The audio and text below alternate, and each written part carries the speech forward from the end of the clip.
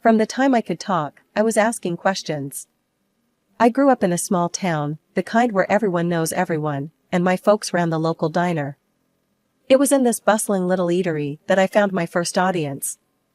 "Emma, you're gonna drive all my customers away with your pestering," my dad would joke as I grilled his regulars on their thoughts about everything from the mayor's new policies to the high school football team's latest game. My mom, always the supporter of my curiosities, handed me a toy microphone one Christmas. "Here, maybe this will make it more official," she chuckled. And boy, did I take it to heart. Every evening, our living room transformed into my personal newsroom. My dolls, lined up on the couch, became my first interviewees, each assigned a role, from the town doctor to the local librarian. But it wasn't long before I started roping in real people. "Grandma, do you think cookies should be allowed in the library?" I asked one day, my toy microphone up to her face as she sat knitting by the fireplace. "Child, if they let cookies in there, I'd live at the library," she replied, playing along. My grandpa wasn't spared either. After retiring from the factory, he loved to sit on the porch, whittling wood. "Grandpa, what's your take on the mayor's plan to renovate the old mill?" I'd quiz, standing with my notebook at the ready. "Damn fool if you ask me. Throwing good money after bad," he'd grumble, not looking up from his carving. These early interviews might have been child's play, but they sparked something in me, a love for storytelling and uncovering the truth. School didn't do much to quench this thirst. Instead, it gave me a platform. High school brought real opportunities, the school paper. Suddenly, I wasn't just a kid with a toy mic, I was Emma Hayes, junior reporter. I covered school board meetings, interviewed new teachers, and reported on every bake sale and book drive. By the time I graduated, I had a clear plan. I was going to go to college, study journalism, and become a professional reporter. Nothing could sway me. My heart was set, and my path was clear. As I packed up my stuff for college, my mom handed me a new, real microphone, a step up from the toy I had as a kid. "For your first real interview at college," she said, her eyes a mix of pride and sadness as her little girl was leaving the nest. "Thanks, Mom. I'll make you proud, I promise." And as I drove off to college, I knew I was stepping into a future I'd dreamed of since I was a girl with a fake microphone and a head full of questions.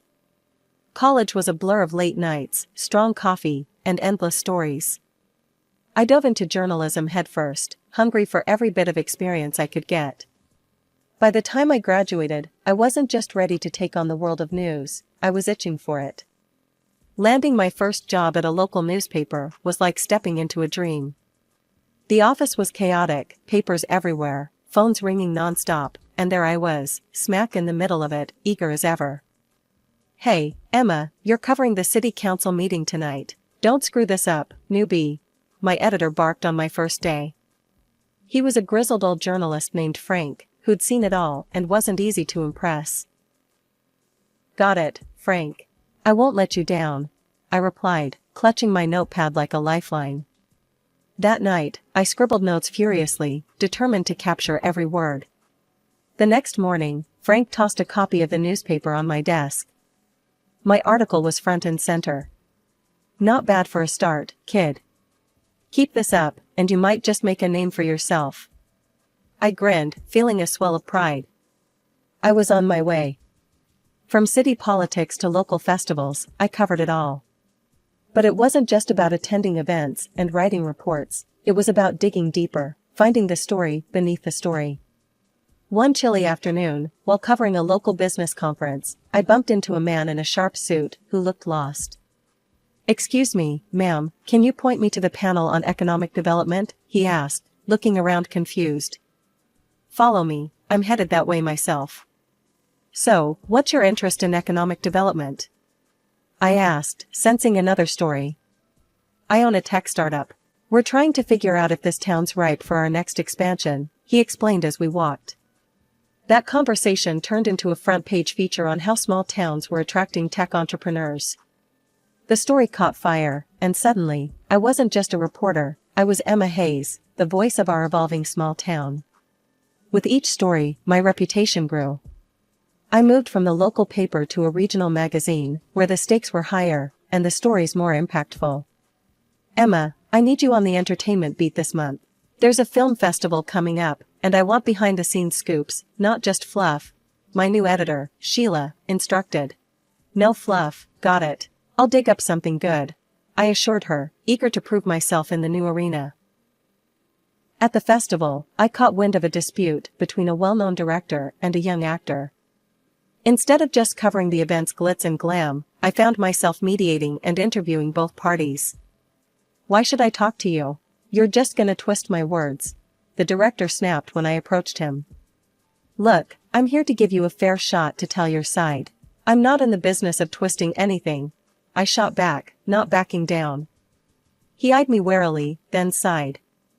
Fine, let's have it then. But I'm watching you, reporter. The article was a hit. It painted a complex picture of the challenges in the film industry, far from the usual red carpet coverage. Readers loved the insight, and my phone was buzzing with compliments and more tips for stories. Emma, that piece on the festival was stellar.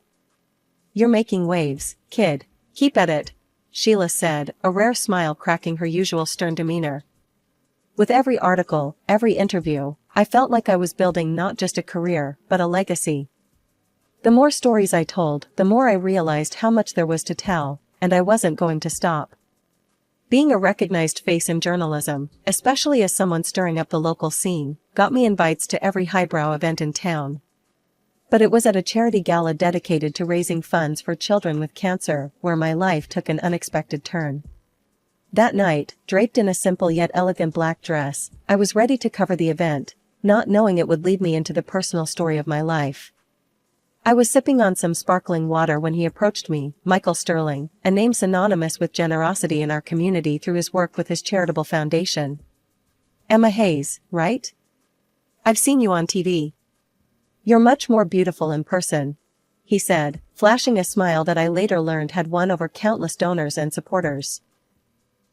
Thanks, Michael. Your foundation's work is impressive. It's not every day you see such dedication, I replied, genuinely admiring what I believed was his commitment.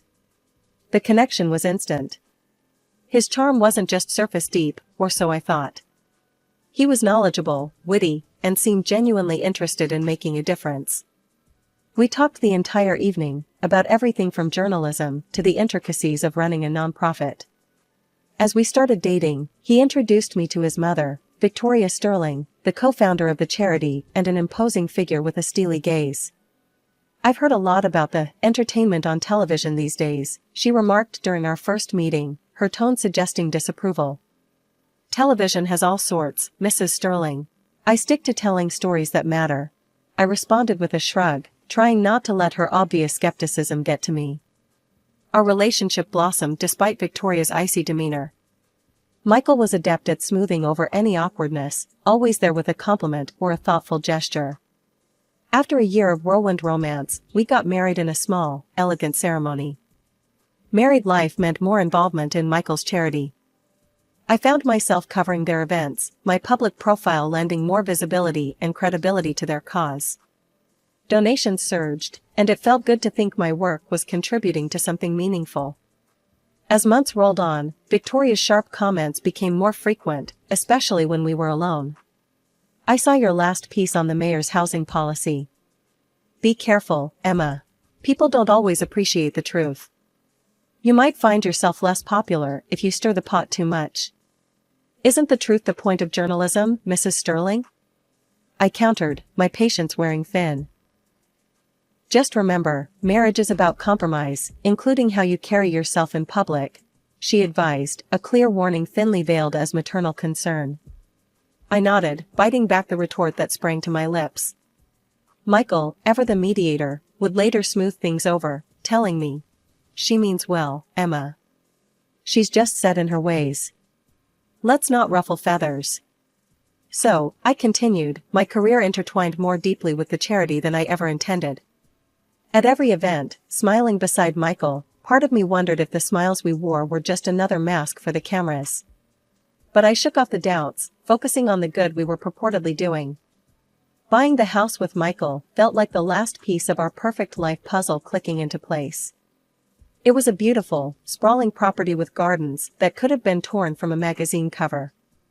I walked through the rooms, envisioning the laughter of children echoing through the halls, the kind of dreamy future I'd always hoped for.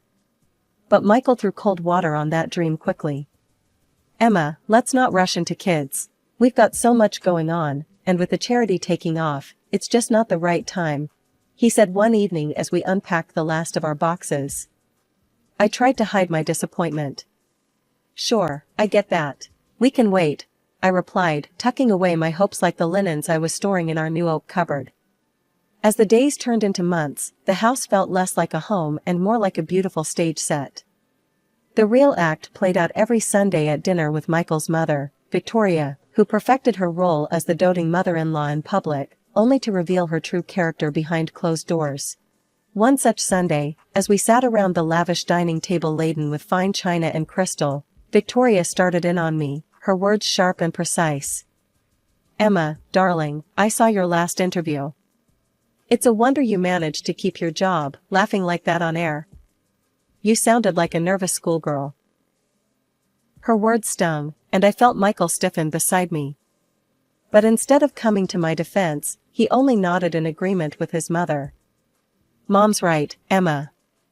You need to be more polished. This isn't some college news show." I swallowed the lump forming in my throat, forcing a smile.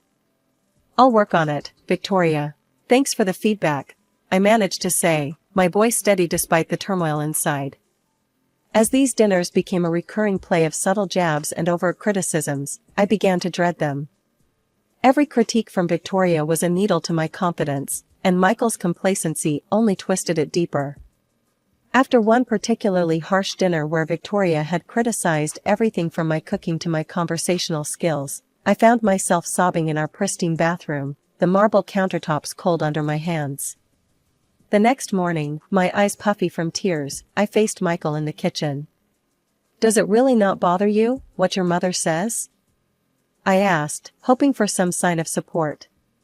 "Look, Emma, she's my mother. She means well.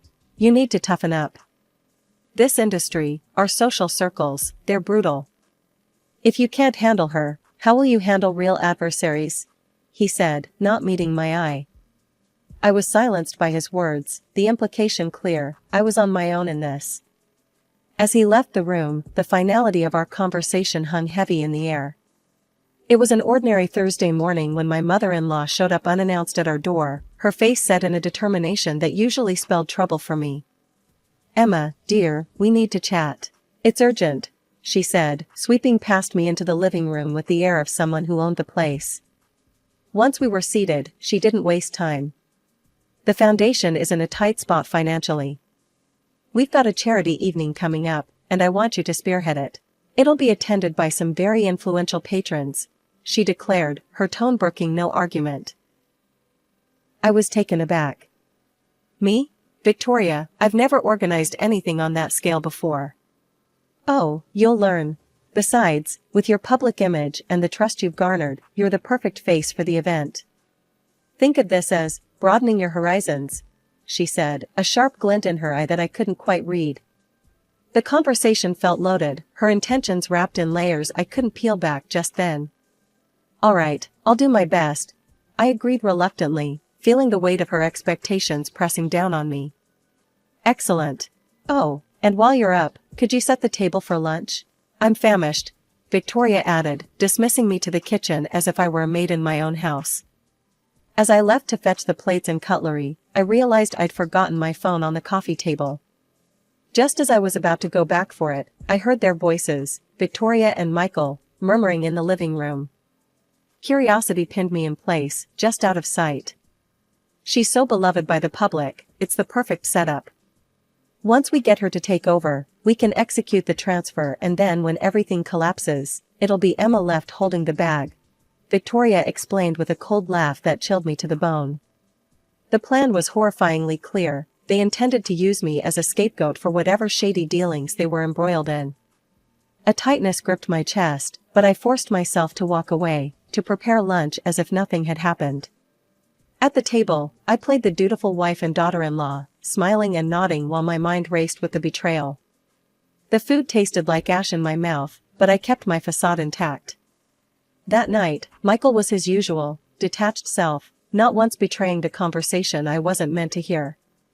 I lay beside him in bed, staring at the ceiling, the darkness around us a mirror to the bleakness settling in my heart. "What's on your mind, Emma? You've been quiet all evening," he finally asked, some semblance of concern threading his voice. "Just thinking about the charity event. It's a big responsibility, you know?" I said, keeping my voice neutral, hiding the storm inside. "You'll do great. You always do," he replied, and turned over. The conversation closed. But sleep eluded me. I got up, pacing the silent house, grappling with the enormity of their deceit. How could I, known for my integrity, become entangled in their web of lies? How deep did this betrayal run, and how could I protect myself? I woke up with a heavy heart but a determined mind. After Michael left for the office, I immediately called Lisa, my old college friend who had become a sharp-witted lawyer. "Lisa, it's Emma. I need to talk, something serious," I said as soon as she picked up. "What's going on, Em? You sound stressed." Lisa's voice was full of concern. "It's Michael and his mother. I overheard them planning to use me as a scapegoat for embezzling funds from their charity," I confessed, my voice barely above a whisper. "Emma, that's serious. But without hard evidence, accusing them could backfire on you," she cautioned. "I know, and with the charity event coming up, I barely have time to breathe, let alone play detective. Let me help. I know someone experienced with charity events. He can take over the planning, which will free you up to gather evidence," Lisa offered. "That would be a lifesaver," I sighed in relief, grateful for her swift support. "Don't worry, I'll handle the event side. You focus on digging up what you can," she assured before hanging up. With the event in capable hands, I turned my attention to gathering evidence. I knew Michael's office was at the charity's headquarters, but he often worked from his home office, where he kept a duplicate of all his work files. Lucky for me, I knew his password. It was our anniversary date. Once inside his office, the search was meticulous. His computer was a goldmine. I found financial statements and email correspondences that confirmed the misuse of funds, and even references to fake charity cases. It was all there, black on white. I copied everything onto a USB stick. But I needed more than documents. I needed their own words against them. Remembering a small voice-activated recorder I had tucked away in a drawer, I decided it was time to use it. I placed it discreetly in the living room, hoping to catch any incriminating conversations. Over the next few days, while I was supposedly busy with event preparations, the recorder picked up more than I could have hoped for. Michael and Victoria didn't hold back, secure in their deception. One particular conversation chilled me to the bone. "I can't stand these events, pretending to care about these sick kids." Michael's voice dripped with disdain. "It's all for a good cause, the cause of filling our accounts." Victoria's cruel laughter followed. Their words, cold and clear, were the final nails in the coffin. They weren't just using the charity for money, they were utterly heartless. The night before the charity evening, Victoria came over to check on the preparations. "I hope everything is ready for tomorrow, Emma. Don't embarrass us," she warned, eyeing me like a hawk. "Everything's set. The guests will love what we've planned," I assured her with a calm I didn't feel. Her gaze lingered on me a moment longer, before she nodded stiffly and left. Sleep was elusive as I played over the possible outcomes of tomorrow's revelations. By morning, a resolute calm had settled over me. Today would be the end of one chapter and, hopefully, the start of something cleaner, something honest. The grand ballroom was abuzz with the chatter of well-dressed guests, their eyes wide with admiration for the lavish decor and the noble cause they were gathered to support. As I watched from the wings, my stomach churned with nerves and determination. This evening would change everything. Victoria took the stage first, her voice resonant as she addressed the crowd. "Tonight, we celebrate the incredible progress we've made for these precious children," she said, gesturing to the large screen displaying the smiling faces of young beneficiaries. The room filled with applause, some guests wiping away tears at the touching display. Michael followed, his charm dialed up as he spoke passionately about the need for more funds. "Let's not just meet our goals, let's double them, for the sake of these children who rely on us," he implored, as the account details flashed on the screen. Text messages pinged around the room as guests received the donation instructions. Then it was my turn. My heart pounded as I took the stage, the microphone slightly trembling in my hand. "Thank you, everyone, for your incredible support," I began, my voice steady despite the storm inside. "Before you proceed with your generous donations, I ask for just a few more minutes of your attention." I nodded to the technician offstage. As the first recording played through the speakers, a hush fell over the crowd. Michael's voice filled the room, cold and calculating, as he discussed using me as a scapegoat for stealing from the charity. A murmur of disbelief spread through the hall, growing louder as more recordings revealed the true nature of their so-called charity work. Victoria's laughter after discussing how they exploited the sick children sent a shiver through the audience. Then, with a click, the damning financial reports appeared on the screen, detailing years of embezzlement and deception. The room erupted. Angry voices clashed with cries of betrayal. "How could they?" someone shouted from the back. Michael, his face pale as paper, tried to slink away, but the police, already waiting in the wings on my cue, moved swiftly to detain him. Victoria, meanwhile, stood frozen, her eyes locked on mine, burning with fury. "This is why I hated you from the start," she hissed at me across the noise, her veneer of sophistication shattered. The guests were now demanding refunds, their previous admiration turning to scorn as they confronted my in-laws. The live broadcast on my social page was lighting up with comments, the viewership numbers skyrocketing as word of the scandal spread. My divorce from Michael was as clinical as it was quick, thanks to Lisa's relentless advocacy on my behalf. "You're going to start fresh, Emma, on your terms," she assured me as we signed the last of the papers, securing my half of the house.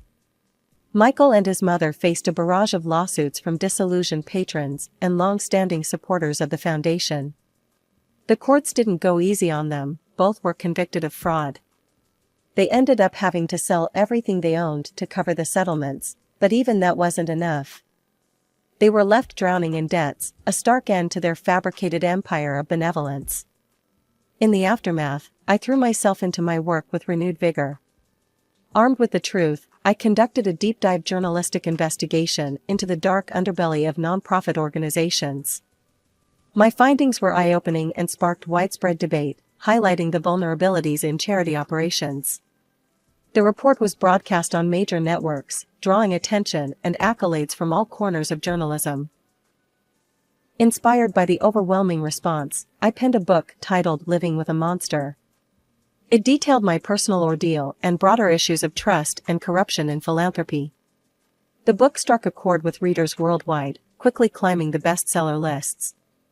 One evening, as I sat in my new cozy apartment nestled in a friendly neighborhood, I reflected on my journey.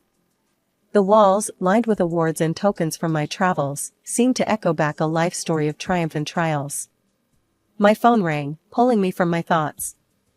"Emma, it's Lisa. I just finished your book. It's incredible. You've turned your pain into something profoundly impactful." Lisa's voice was thick with emotion. "Thanks, Lisa. It was hard reliving it all, but if my story can change one person's perspective or prevent this from happening to someone else, it was worth every word," I replied, feeling a sense of peace. Beyond the acclaim and the success, I found a deeper purpose. I donated a significant portion of my royalties to a new charitable foundation, one I thoroughly vetted and believed in. This foundation was everything the sterling sham had pretended to be: transparent, compassionate, and genuinely dedicated to helping children. As I planned my schedule around upcoming investigations and speaking engagements, I often paused at my window, looking out over the bustling street below. Life buzzed in its usual, unpredictable rhythm, and I felt in sync with it, more than ever. "Here's to new beginnings," I whispered to myself, a smile playing on my lips. The future was unwritten, and for the first time in a long time, that excited me.